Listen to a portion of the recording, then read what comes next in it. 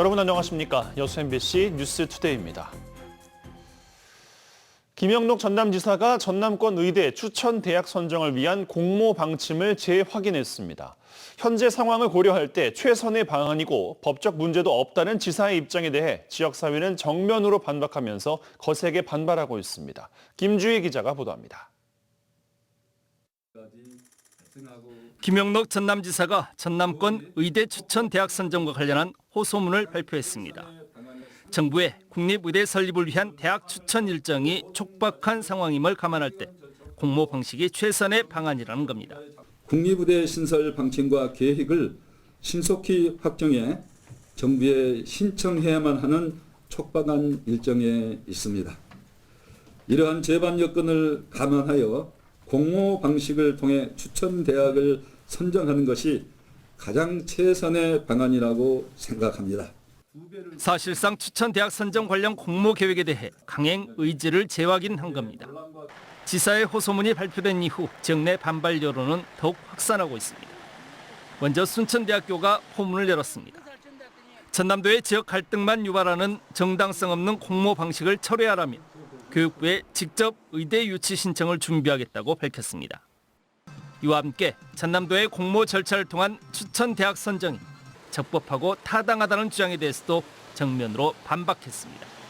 공모를 할 수 있는 법적 근거가 없다는 것이 우리 대학이 그 법적인 검토를 한 결론이고요.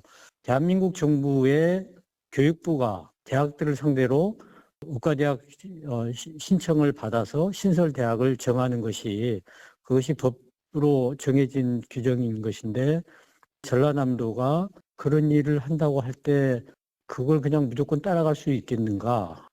순천시도 적극 합세하고 나섰습니다. 고등교육법에 따라 의대 신설 권한이 교육부 장관에게 있다고 주장하면서 시간이 걸리더라도 정부에서 의대 신설에 대한 정원이 발표되면 절차에 따라 정상적으로 해야 한다고 덧붙였습니다. 대통령의 발언과 관련해서도 확대 재해석을 경계해야 한다고 주장했습니다. 대통령께서는 100번을 양보해서 우리가 좋은 쪽으로 해석을 하더라도 전라남도에 의과대학이 필요하다는 것들을 인정해 준 것으로만 해석을 하고 나머지들은 법이 정한 절차대로 했어야 맞다 이렇게 생각을 합니다. 순천시 의회와 지역의 20대 국회의원 당선자들도 한 목소리로 갈등과 분열만 조장하는 전남도의 선을 넘는 행정을 중단하라고 촉구하고 있습니다. 전남지사는 어제 순천을 방문해 순천시장, 순천대 총장과 함께 만나 전남권 의대 추천 대학 선정과 관련한 의견을 나눴지만 구체적인 내용은 공개되지 않고 있습니다. 의과대학 공동 유치에서 통합의대로 여기에 단일 의대 공모 방식으로 다시 한번 선회하면서 행정의 신뢰를 잃어버린 전라남도. 이제라도 정부가 직접 의대 신설 절차를 진행할 수 있도록 길을 열어 지역 내 갈등과 분열을 중단시켜야 한다는 지적이 설득력을 얻고 있습니다. MBC 뉴스 김주희입니다. 전라남도 선거관리위원회는 선거 비용과 정치 자금의 허위 회계 보고나 불법 지출 등 위반 행위를 조사하기 위해 조사반을 구성하고 수입, 지출 내역에 대한 집중 조사에 나섭니다. 조사 대상은 가격 부풀리기, 축소 누락 등의 허위 보전 청구, 업체와의 이면 계약을 통한 리베이트 수수 행위, 자원봉사자의 선거운동 대가 제공 등입니다. 전남도 선관위는 지난 제21대 국회의원 선거에서 14건을 적발해 2건을 고발하고 경고와 위반 사실 통지 12건을 조치한 바 있습니다. 여수광양항만공사 산하 여수엑스포 관리 주식회사가 다음 달 초대 사장 선임을 앞둔 가운데 박람회 정신 계승과 사후 활용을 책임질 인물에 지역사회 관심이 모아지고 있습니다. 여수엑스포 관리 주식회사 임원추천위원회는 지난달 27일 마감된 사장 공모에 4명이 신청해 현재 서류 심사를 마쳤으며 앞으로 면접과 후보 추천, 주주총회 등의 절차를 거쳐 다음 달 안에 초대 사장을 선임할 계획인 것으로 알려지고 있습니다. 여수박람회장 공공활용시민연대는 이와 관련해 사후 활용 성공의 중요성을 정확히 이해하고 지역과의 소통을 통해 지역과 함께 박람회장 발전을 이끌 수 있는 인사로 선임해 줄 것을 주문했습니다. 물가는 계속 오르는데 폐지 가격은 떨어져 1kg에 100원도 되지 않습니다. 50kg 손수레를 폐지로 꽉 채워도 5,000원도 받지 못하는 실정인데요. 폐지 수거로 생계를 잇는 어르신들을 위해 지자체가 대책 마련에 나섰습니다. 김단비 기자입니다. 폐지가 가득 쌓인 수레를 끌고 고물상을 찾은 70대 할아버지. 이른 아침부터 온 동네를 돌며 모은 것들입니다. 수레 무게를 뺀 폐지 무게만 120kg에 달하지만 할아버지에게 쥐어진 돈은 4,800원, 5,000원도 되지 않습니다. 2번도 되고 3번도 되고. 나는 하루에 저거면 당신에서 돈 10,000원, 그래서 12,000원 그 정도밖에 못 풀어. 지난달 전국 폐지 평균 가격은 1kg에 81원 정도, 전남은 이보다 더 낮은 78원입니다. 2년 전 100원이 넘던 폐지 단가가 40% 이상 떨어진 겁니다. 주면서 또 미안해서요. 객지 미안해져 그러니까 500원 더 주고 1,000원 더 주게 되고 그래 되더라고. 너무 싸니까. 지난해 정부 조사 결과 폐지 수집 노인은 하루 5시간 넘게 일주일에 6일 폐지를 수집했습니다. 한 달에 버는 돈은 15만 9천 원. 시급으로 따지면 1,226원으로 최저시급의 8분의 1 수준에 불과합니다. 지자체는 자원 재활용과 환경미화 등 폐지 수집의 공적 가치를 인정해 복지 대책 마련에 나섰습니다. 1kg에 110원까지 폐지 판매 단가를 보전해주고 안전장비도 지원하기로 했습니다. 생계비 마련을 폐지를 줍는 노인들의 경제적 빈곤율 심각성을 고려하여 분사하고 시행했습니다. 13명에게 350만 5천 원을 지급하였으며 전국 폐지 수집 노인은 4만 2천여 명. 복지에서 소외된 이들에 대한 사회 안전망이 뒤늦게나마 마련되고 있습니다. MBC 뉴스 김단비입니다. 고흥군이 산지 마늘 가격 안정을 위한 대책 마련에 나섰습니다. 고흥군은 최근 지역 마늘 생산 관련 단체들이 참석한 가운데 2024년산 마늘 가격 안정 대책 회의를 갖고 올해 마늘 수급 동향을 공유하면서 주대 마늘 수매 제한과 포전 거래 감소 등 농가 불안 요소에 적극 대응해 마늘 가격 안정에 만전을 기하겠다고 밝혔습니다. 대표적인 마늘 주산지인 고흥에서는 2,834농가 784헥타르 면적에서 전국 생산량의 8.4%를 생산하고 있습니다.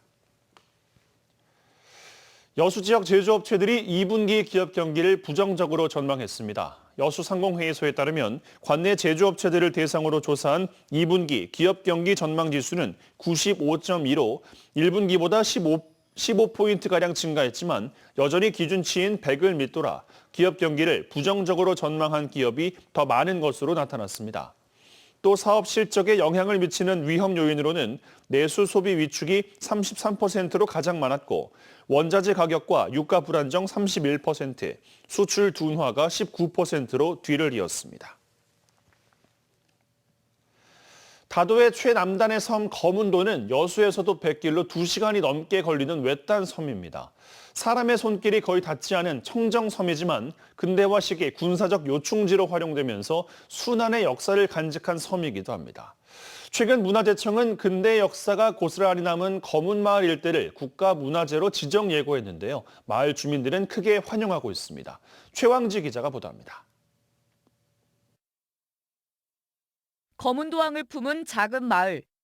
연안 가까이에는 근현대기에 지어진 상가와 주택이 고스란히 남아 있습니다. 최근 문화재청은 근대 생활상을 간직해 보존 가치가 높은 이 마을을 국가문화유산으로 등록 예고했습니다. 아쉽기도 하지만 훨씬 기대가 되죠. 국가에서 어떤 영향력을 미쳐서 한다니까 저한테는 굉장히 좋은 일이죠. 거문마을과 함께 거문도의 역사적 장소 2곳이 개별문화재로 지정됩니다. 1959년 지어진 구 삼삼면 의사당은 초창기 지방자치의 역사가 남아있고 면단위의 의사당이 현존하는 매우 드문 사례여서 역사적 가치를 인정받았습니다. 1885년 영국군이 거문도를 불법 점령하자마자 군사적 목적으로 설치한 600km의 해적 케이블도 문화재가 됩니다. 거문도에서 상해까지 연결된 해적 케이블의 모습입니다. 이곳은 앞으로 문화재로 지정돼 역사교육의 장으로 활용될 예정입니다. 거문마을의 주민들은 크게 환영하고 있습니다. 문화재 지정으로 마을 일대가 체계적으로 정비되고 관광객들을 위한 편의시설이 조성되길 기대하고 있습니다. 그러니까 조기에 사업이 집행됐으면 좋겠습니다. 문화역사 공간 사업뿐만이 아니라 거기에 그 쉼터랄지 그 정주 여건이 더 개선될 수 있도록 또 볼거리가 많이 만들어질 수 있도록. 거문도 근대역사문화공간은 문화재위원회의 심의를 거쳐 5월 중 최종 등록될 예정입니다.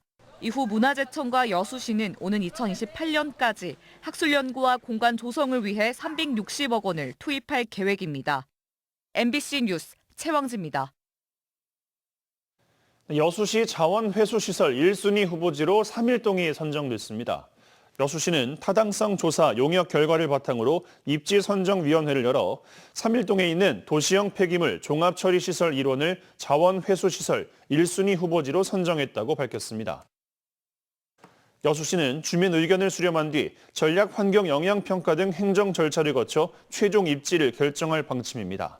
오늘 2030년 가동을 목표로 추진 중인 여수시 자원회수시설은 소각시설과 음식물 처리시설, 재활용 선별장 등을 갖출 예정입니다. 전라남도와 고흥군 전남개발공사가 청년과 신혼부부들의 주거 안정을 위해 맞춤형 공공임대주택을 새로 공급하기로 했습니다.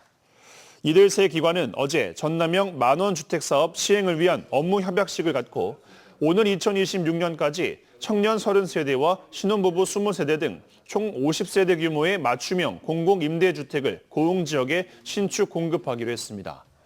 이번 협약에 따라 전남도는 150억 원의 예산을, 고흥군은 4,500제곱미터 부지를 제공하고 전남개발공사는 주택 조성과 운영을 각각 맡아 만원주택 사업을 추진하게 됩니다. 봄철 산불 조심 기간에 맞춰 각 시군에서는 기간제 산불 감시원을 채용해 산림 보호 활동을 펼치고 있습니다.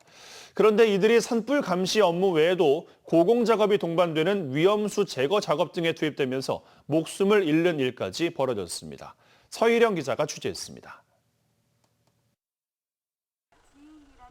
장흥의 한 농촌마을. 산불 조심 깃발을 단 차량이 산불을 주의하라는 안내를 틀어놓고 논밭 사이를 누비고 있습니다. 산불이 많이 발생하는 봄철, 계약직으로 채용된 산불 전문 예방 진화대원들이 산불 예방 활동을 벌이고 있는 겁니다. 대부분 농번기 전 생활비 마련에 나선 지역 농민들인데 지난 11일 위험 수목 제거 작업에 나섰던 동료가 쓰러지는 나무에 맞아 숨지는 사고를 겪었습니다. 장흥군은 생활권 위험 수목 제거 사업으로 올해 초 800에서 1000주의 나무를 접수받았는데요. 이처럼 평범한 민가 주변의 나무를 대원들이 제거해온 겁니다. 이들의 근로계약서상 근무지는 산림과 산불 현장, 산림보호사업지로 명시돼 있지만 지켜지지 않았다고 말합니다. 또 업무 내용 역시 실제 벌목 작업에 투입되는 것이 아닌 전문가의 작업을 보조하는 역할이지만 안전교육 없이 이 같은 위험 작업에 직접 투입돼 왔다고 주장합니다. 받았어야 된다는 걸 우리가 이제 알았죠. 필수로. 근데 지금 군청에서는 지금까지 제가 한 3년 됐는데 한 번도 안전교육을 실시한 적이 단 한 번도 없었습니다. 그 사이 가지치기를 위해 높은 나무에 올라갔다 떨어지거나 엔진톱에 발목을 다치는 등 최대 전치 12주가량의 크고 작은 부상도 이어졌습니다. 유가족과 대원들은 농민 대다수가 예초 작업과 벌목에 익숙하다는 인식하에 관행적으로 이 같은 업무에 떠밀려왔다고 지적합니다. 불 나면 거기 지원되고 동원되고 이제 하는 거 밤중에도 비상이 걸리면 동원해서 간 거. 본연의 업무만 했더라면 이 사고는 없어요. 예견된 사고예요, 이것이. 산불 전문 예방 진화대뿐만 아니라 산림청 소속 산불 특수 진화대 역시 전문 교육 없이 벌목 작업에 투입되는 것은 마찬가지. 기계를 다룰 때 미리 교육을 받고 하는 게 아니고 선배들한테 어깨너머로 전수 받아서 오는 경우가 대부분이에요. 굉장히 위험한 상황이긴 하고요. 이처럼 별다른 제한이나 교육 없이 누구나 벌목 작업에 투입되면서 지난 5년 동안 전국에서 임업 분야 산재 사고로 사망한 작업자들은 모두 71명. 이 가운데 63%인 45명이 벌목 작업 중 쓰러지는 나무에 맞거나 깔려 숨졌습니다. MBC 뉴스 서희령입니다.